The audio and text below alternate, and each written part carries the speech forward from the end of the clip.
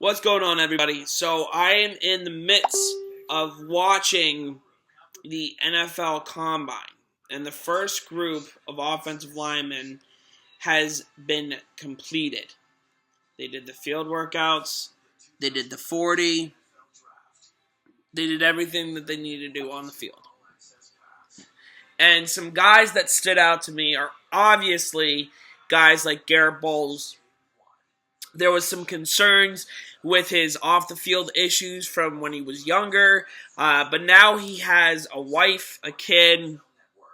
He's obviously married, so he's married. He has a wife. He has a kid, and he went to a junior college, then went to Utah. Had an incredible year at Utah, and then you look at guys like Dion Dawkins, who I didn't think had a great day today.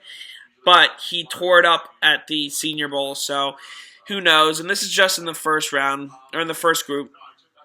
Dan Feeney did well. Very good pulling guard. I think he will be similar to a David DeCastro, in my opinion. Banner just looked like he was too top-heavy. He was all over the place. Austell did well from Chattanooga. Braden, even though I don't like him from Michigan, he did all right. Blah, blah, blah, blah, blah. Who else?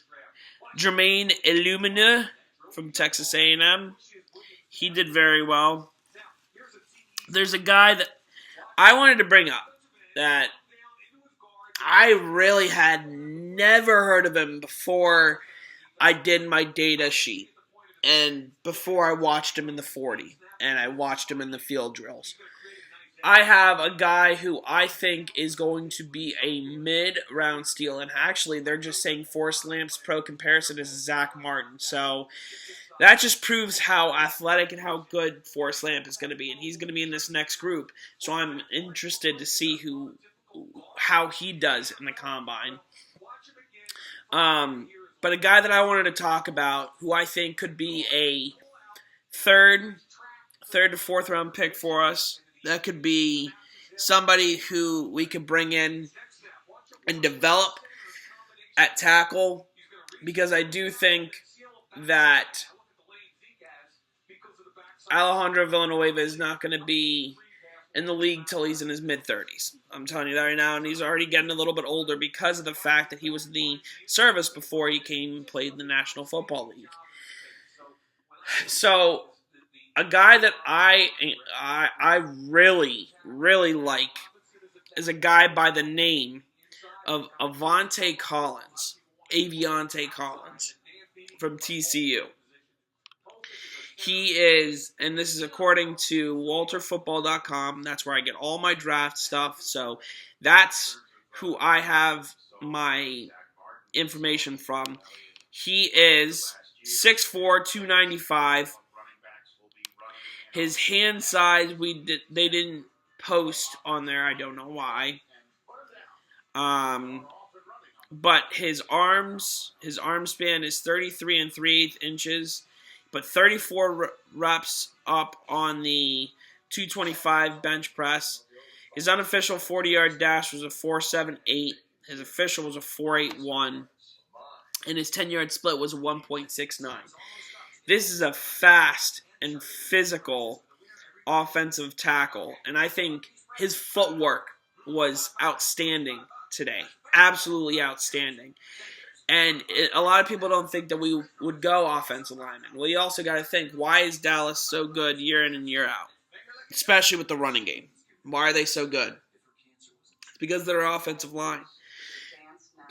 Excuse me. So, while it's not the sexiest pick, I think it is a possibility. I do think it's a possibility. And they've also talked to Roderick Johnson from Florida State, who blocked for Dalvin Cook. So you may not think this, but if we pick up a guy like Aviante Collins, he and Gerald Hawkins, another guy a lot of people forgot that we picked up last year, they could be the future at the offensive tackle position, because Gilbert's not going to last much longer. I mean, he's still in his prime, but he's starting to get to the point where he may not play the game for much longer. He's probably got about 5 years left in him at the most. And same thing with Alejandro Villanueva. So you never know. I mean, Aviante Collins and Gerald Hawkins could be the future at offensive tackle. I think at center, B.J. Finney could be the center of the future, because I do think he is an incredible player.